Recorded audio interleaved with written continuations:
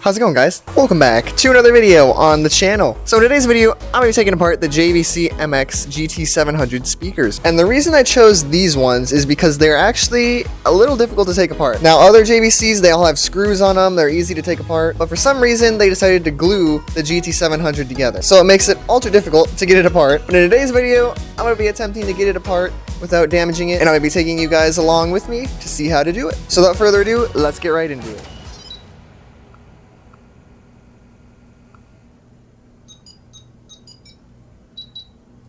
Alright guys, here it is, the JVC MX-GT700. So I've never actually taken this one apart before. I've taken apart my previous one, but just to prove to you guys that it's possible, this one I've never taken apart. Okay, so for this project, you are going to need, that was a fail,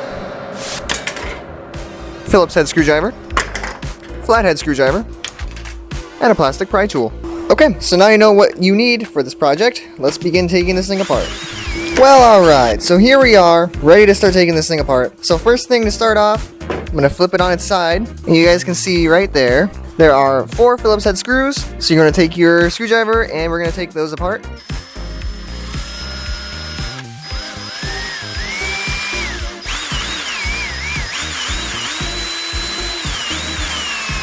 And bam! Now we have the 4 screws out. Now you can... oh, well... I think normally this is a little difficult to get off. I might have taken this off before. Either way, just take your plastic pry tool. If it's being stubborn, just take your plastic pry tool and just kind of very carefully pry up around the edges. And it should come off pretty easily though. Let's see what we got in there. You can see the subwoofer right there.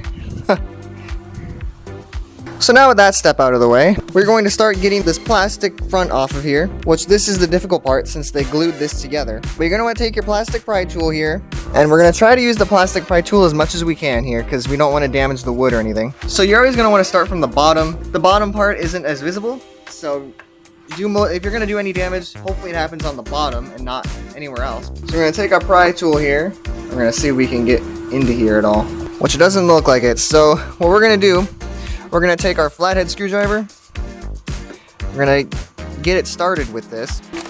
Okay, there we go.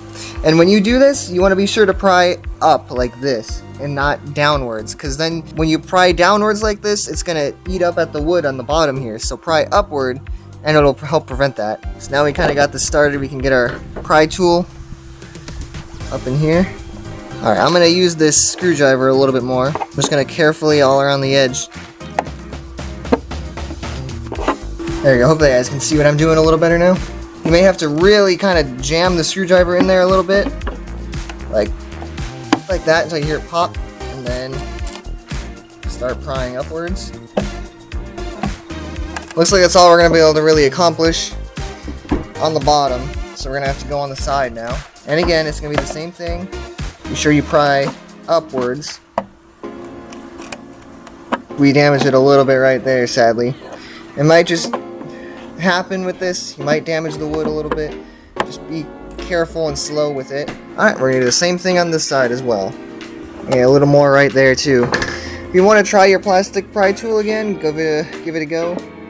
But honestly, it depends on the pry tool you have. Mine is kind of cheap, so it's not really working as well as just using a screwdriver.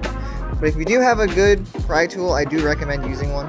Alright, now we're going to try for the top part. We're going to see if we can get the top off at all. Which it doesn't seem like it wants to let us in there on the top. So we're going to keep doing the bottom here.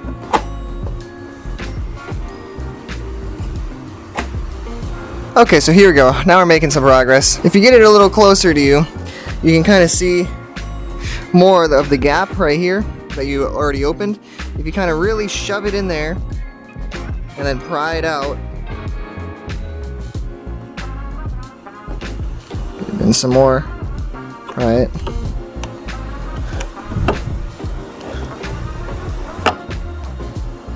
There we go. Get up to the top a little more. Start prying that. Oh yeah, you can hear it. Now let's do the same thing on the other side.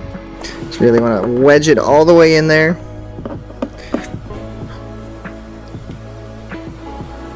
Kind of towards the front like this. This side's a little less open though. There we go. There it comes. And then pry it out this way. So you want to start this way and then kind of pry it this way. Start this way, pry it this way. Start this way, pry it that way. Alright, so now we should be able to just pry this front panel off. And there it is. We managed to get this front panel off without breaking any of the plastic. And this front piece is literally just a piece of plastic. So you don't have to worry about anything like being attached or no wires or anything like that. And here we have the inside of the GT700. So you can see we have a little bit of damage to the side of the wood. Not too much though. You can kind of push the wood back into place. But anyway, if we want to continue taking this thing apart, we got the subwoofer here. We got the little mid-range / woofer here. And the tweeter right up here.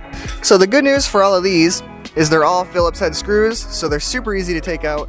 We're gonna start down here with the subwoofer, which is just 6 Phillips head screws. So we'll start taking those out right now.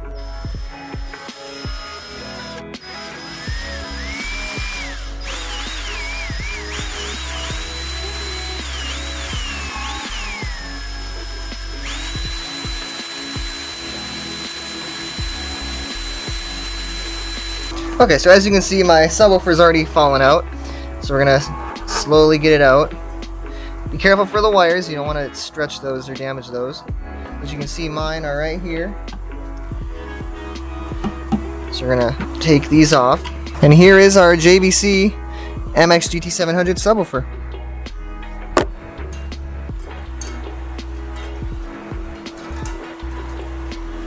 Okay, so next on the list is getting out our little mid-range / woofer right here, which again is just some more Phillips head screws, so let's get those out.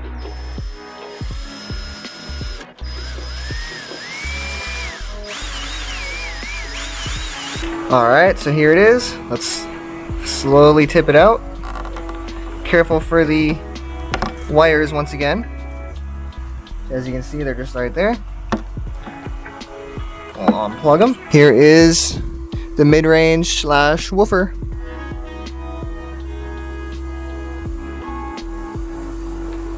Okay, and last but not least is just the tweeter.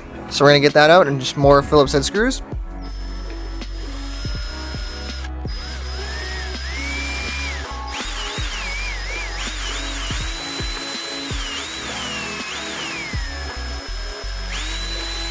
Alright, and then it should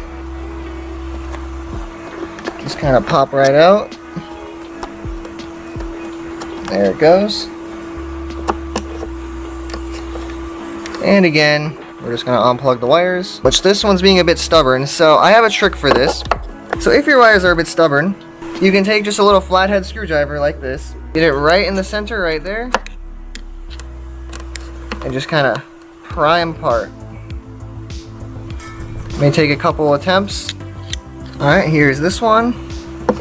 You just want to kind of get it in the center right there and just pry them apart. And boom, comes off just like that. Alright guys, and that's the entire thing taken apart. So guys, here's the inside look at the JVC MX-GT700. You can see we just got some foam back there. We also got some insulation in the mid-range tweeter area up here too. A little capacitor there for the tweeter. And there is the port, opening for the port right up there up top. Not too much going on inside of this one.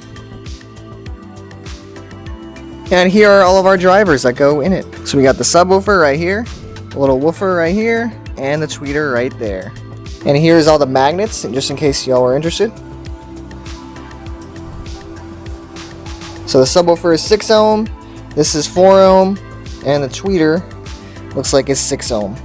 Alright, so I'm going to take this inside, and I'm going to do a little bit of a... Ooh, there's thunder.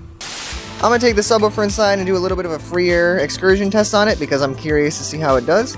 And then we'll put this thing back together and call this video a wrap.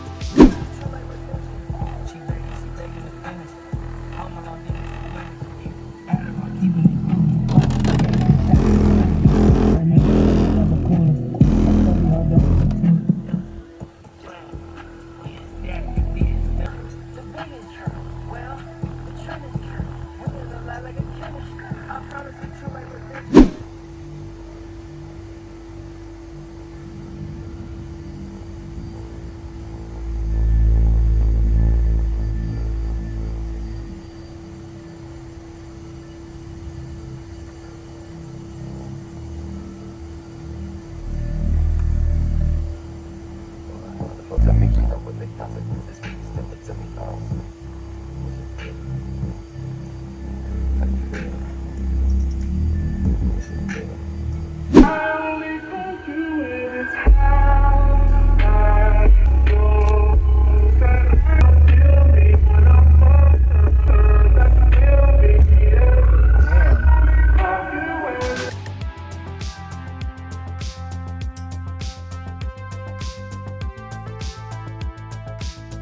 Alright guys, so there we go. I did a quick little free air test on the GT700 using my crappy Insignia amplifier. Hopefully you guys enjoyed that, but now I'm going to put this thing back together. I'm just going to reconnect and mount the speakers again, so you guys don't need to really see that all over again.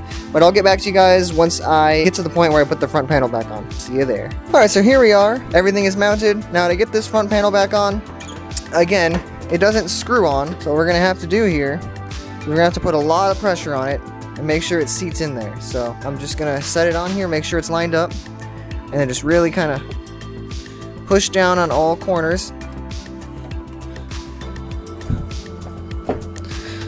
Maybe hold it there for a little bit, and there we go. That's all there is to that.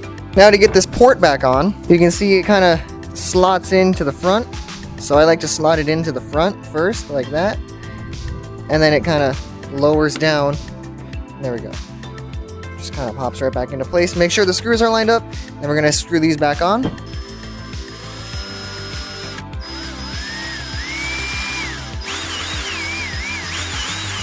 And just like that, the entire thing is put back together.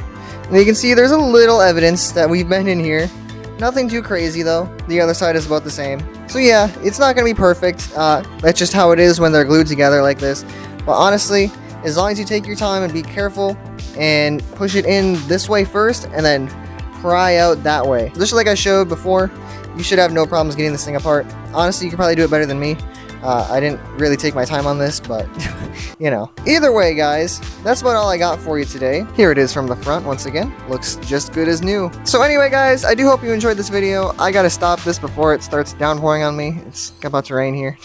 So yeah, I hope you enjoyed this video. If you found it helpful, be sure to hit that like button. Also hit the giant red subscribe button. It helps my channel out a lot. And with that, I'll see you guys all in the next video.